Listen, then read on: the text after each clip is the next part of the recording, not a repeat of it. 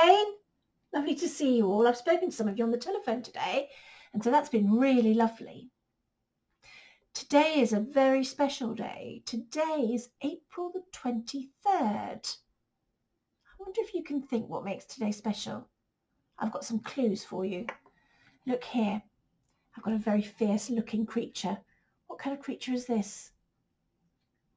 And I've also got an old friend. There we are. Can you see him? There we are. That's right. That's the dragon that I used to have in my classroom. Do you remember?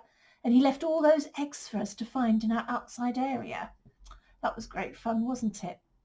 So today is a special day about dragons. Dragons and a very special person known as St. George. St. George is the patron saint of England, and that's where we live. So today it is our patron saint's special day. So today we celebrate everything about being English and England. So you might see people wearing things. I've got here a special England hat. Look, it's got the St. George's cross on it. So you might see some flags out and about today, mostly flying from churches. Here we are. I could wear my St. George's hat, or I could wear a red rose. Lots of people wear red roses. People will be doing special things if we weren't in lockdown. What I'm going to do today is I'm going to be baking some scones. Some scones are very English, and I'll eat those with my family later. So there is a great story that goes with today about St. George and a dragon, and how he slays a terrible, terrible dragon. More of that later. I want to tell you a different story about George and the dragon, and lots of you will recognise it because actually we have this storybook in school in our reading corner, and you've probably seen it there. Shall we make a start? Here we are, look. It's the story of George and the dragon. Chris Wormel wrote the story. Look how fierce that dragon is. He looks really scary, doesn't he? Let's find out all about him.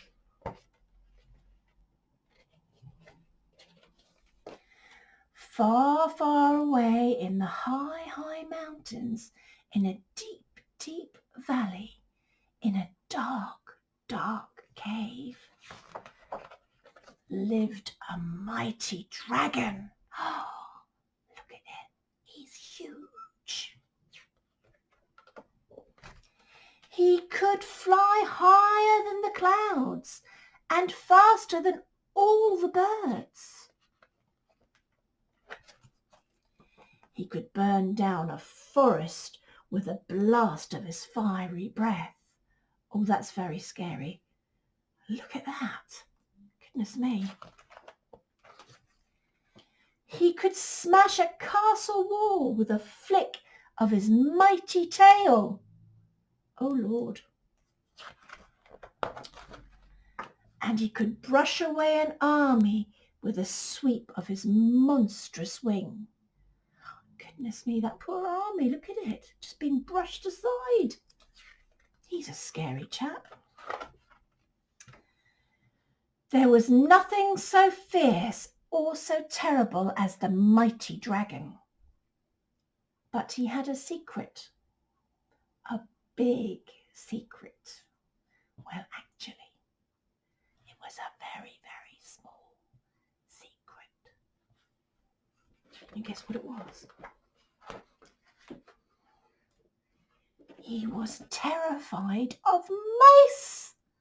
Oh, look at that little mouse. Terrified means really scared.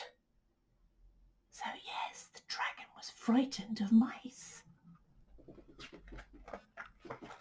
Which was a pity, because that very day a mouse moved into the cave just next door. His name was George. Now, George didn't much care for the cave next door. It was cold and dark and drafty. The previous owner had been a bat, so the fixtures and furnishings were most inconvenient. That means it didn't suit him at all. Look, they're all in the ceiling there. Why would they all be in the ceiling if a bat had lived there on the roof of the cave? Can you think about that? Oh, not only that, but the nearest cheese shop was miles and miles away.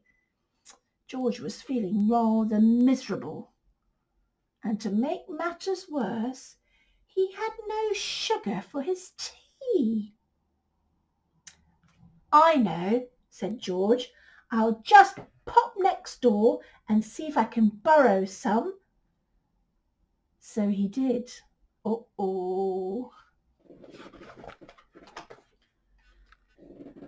I say, you couldn't loan me a couple of lumps of sugar, could you? Asked George.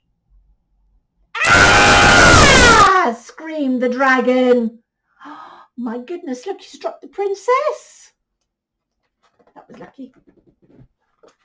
And he fled. Look at him running away from the little mouse. Oh, blow, groaned George. No tea then?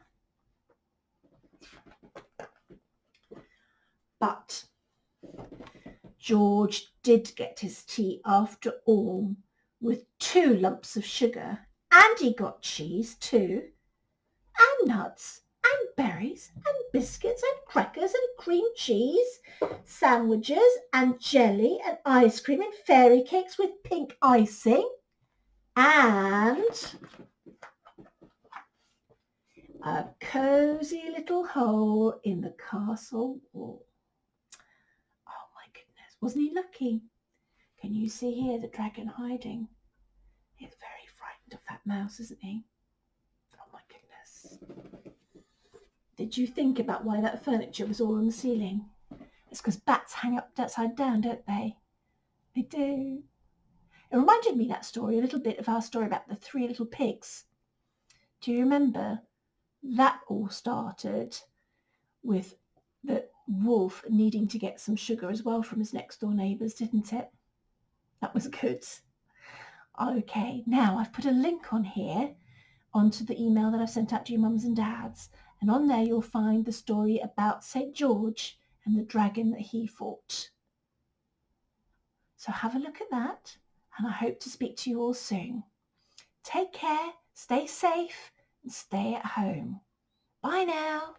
Bye.